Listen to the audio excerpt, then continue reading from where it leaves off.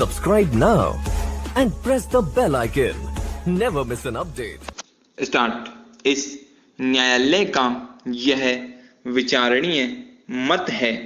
कि अपीलार्थियों, प्रतिवादियों, स्वर्गीय श्री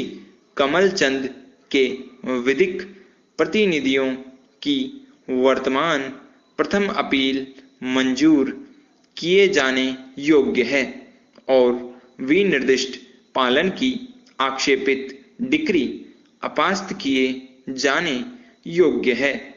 एक बार जब विद्वान विचारण न्यायालय के समक्ष यह साक्ष्य लाया गया है कि स्वयं संपत्ति का अंतरण करने के लिए करार के अस्तित्व के बारे में पक्षकारों के बीच गंभीर विवाद था, वह भी एक मौखिक करार,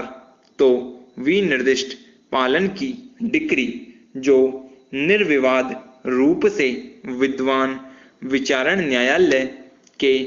विवेकाधिकार के निष्पक्ष कार्यक्षेत्र के दायरे में निहित था,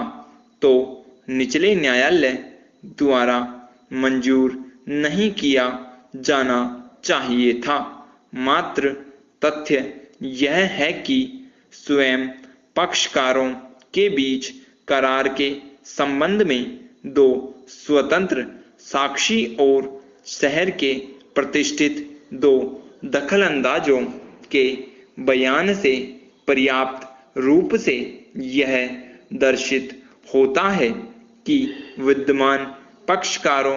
के बीच में लेखबद्ध कोई विधिमान्य करार उपलब्ध नहीं था। प्रश्नगत भूमि निर्विवाद रूप से प्रतिवादी कमलचंद की थी और अभिकथित तौर पर सहमत 14,500 रुपए के विरुद्ध मात्र एक छोटी राशि 3,000 रुपए ही प्रतिवादियों को अग्रिम तौर पर दी गई थी और जिसे वादियों द्वारा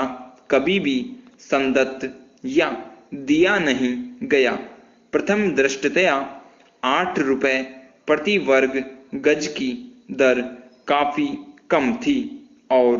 भूमि के बाजार मूल्य में बढ़ोतरी काफी समय बीतने के पश्चात मूल्य में विचारणीय स्तर तक वृद्धि स्वाभाविक थी। यदि पक्षकार इस दर पर वाद संपत्ति का अंतरण करने के लिए और उसके रजिस्ट्रीकृत विक्रय विलेख को निष्पादित करते हुए भूमि का अंतरण करने के लिए संपूर्ण प्रतिफल लेने से कोई चीज नहीं रोकती है, मध्यस्थ श्री दामोदर दास आचार्य अधिवक्ता का भी कथन, जो एक कैबिनेट मंत्री भी थे, से यह दर्शित होता है कि मौखिक करार को कभी भी अंतिम रूप नहीं दिया गया था, क्योंकि दर या मूल्य के बारे में विवाद था। Paragraph change. उपयुक्त वर्णित तथ्यों और परिस्थितियों, विशेष रूप से वर्तमान अपीलार्थियों, प्रतिवादियों अर्थात कमलचंद के विधिक प्रतिनिधियों के पक्ष में कब्जे के लिए वाद की डिक्री किया जाना से यह स्पष्ट रूप से सिद्ध होता है कि वे उक्त भूमि के स्वामित्व और हक के लिए पूरी शक्ति से नहीं लड़ रहे थे, अपितु वे किसी भी तरह उसको पाना चाहते थे और यहाँ तक कि उन्होंने अपने पक्ष में इस न्यायालय की खंड न्यायपीठ से सक्षम न्यायालय की डिक्री को भी कायम करवा लिया है। इस मुकदमे के लंबित रहने के तथ्य विनिर्दिष्ट पालन के लिए वर्तमान वाद में विद्वान विचारण न्यायालय के समक्ष बहुत ही अच्छे से रखे गए थे और विशिष्ट रूप से उपयुक्त विवादक संख्या 7A के निष्कर्ष प्रत्यर्थियों वादियों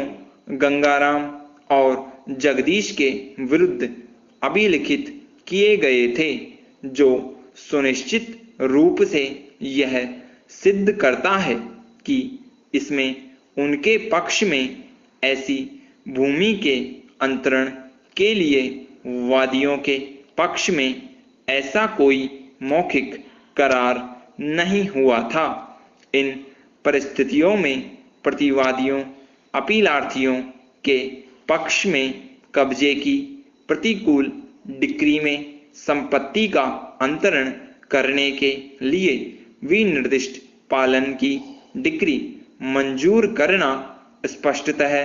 इस संबंध में विद्वान विचारण न्यायालय द्वारा विवेक का प्रयोग निष्पक्ष प्रयोग करना नहीं कहा जा सकता है, और वह भी इस कमजोर आधार पर कि डिक्री के विरुद्ध प्रतिवादियों की अपील उच्च न्यायालय के समक्ष लंबित थी, जिसे अंततः विद्वान एकल न्यायाधीश द्वारा और इस न्यायालय की खंड न्यायपीठ द्वारा भी खारिज कर दिया गया था। Stop. Subscribe now and press the bell icon.